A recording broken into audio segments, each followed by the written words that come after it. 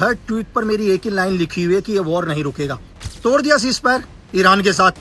क्या बोला अमेरिका ने कि अब ये युद्ध आर्या पार का होगा। 10-15 साल तक ऐसे ही युद्ध, जब तक पूरी दुनिया की इकोनॉमी खत्म नहीं हो जाती। इस वॉर का जो आखिरी अंत है ना, वो न्यूक्लियर अटैक है।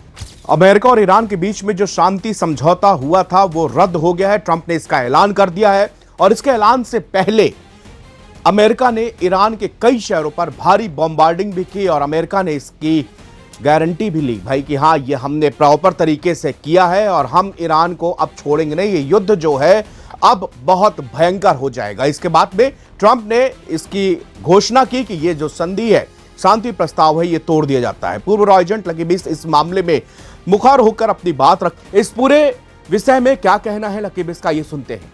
मैंने आप लोगों से पहले ही कहा था यार, 28 फरवरी 2026 से हर बार बोल रहा हूं, हर वीडियो में बात कर रहा हूं, हर ट्वीट पर मेरी एक ही लाइन लिखी हुई है कि ये वॉर नहीं रुकेगा। और कर दिया ना अमेरिका ने हमला, तोड़ दिया सीज़फायर ईरान के साथ।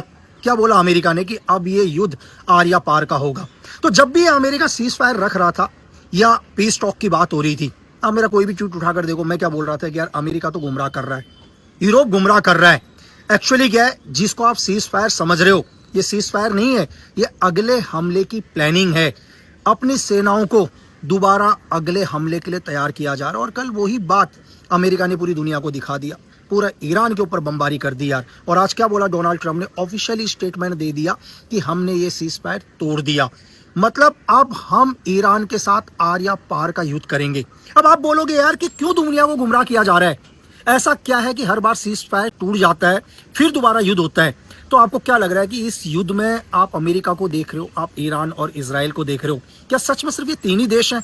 तो मैं आपसे कह रहा हूं, क्यों आप पूरे नाटो को देखने की कोशिश नहीं कर रहे हो यार? क्यों आप ब्रिटेन की MI6 को नहीं देख रहे हो? क्यों आप फ्रांस को नहीं देख रहे हो? क्यों आप पूरे यूरोप को नहीं देख रहे हो? ये लोग नजर नहीं आ रहे, ये लोग पर्दे के पीछे हैं। तो ये वॉर नहीं रुकेगा, मैं अब भी कह रहा हूं। तो इस वॉर का एंड क्या है? इस वॉर का एंड बहुत बुरा है यार।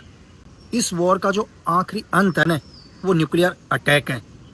और नहीं तो 10-15 साल तक ऐसे ही युद्ध, जब तक पूरी दुनिया की इकोनॉमी खत्म नहीं हो जाती।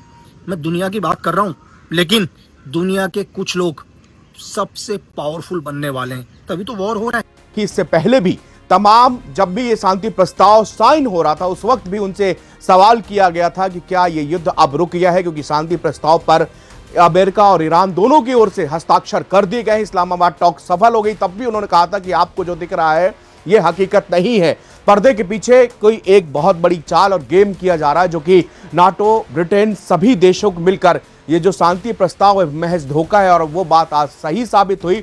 अमेरिका ने ये समझौता तोड़ते हुए ईरान के ऊपर हमला किया। अब ईरान ने भी जोरदार पलटवार करने की बात कही है।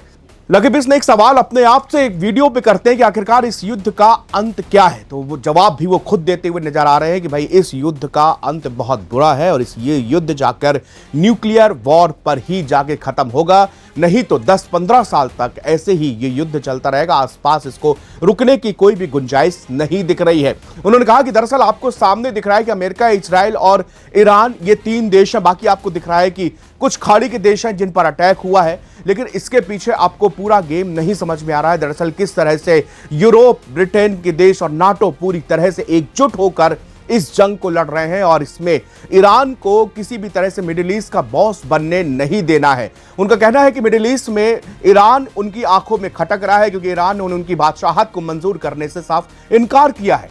ईरान मुंह तोड़ जवाब लगातार अमेरिका को दे रहा है। अभी भी जब ये प्रस्ताव टूटा है, उसके पहले भी ईरान की तरफ से साफ कह दिया गया था कि हमें इससे कोई परहेज नहीं है, हम अंतिम सांस तक अमेरिका और इजराइल से जंग लड़ने के लिए तैयार हैं। तो इससे वही मार्केट पूरी तरह से टूटा है।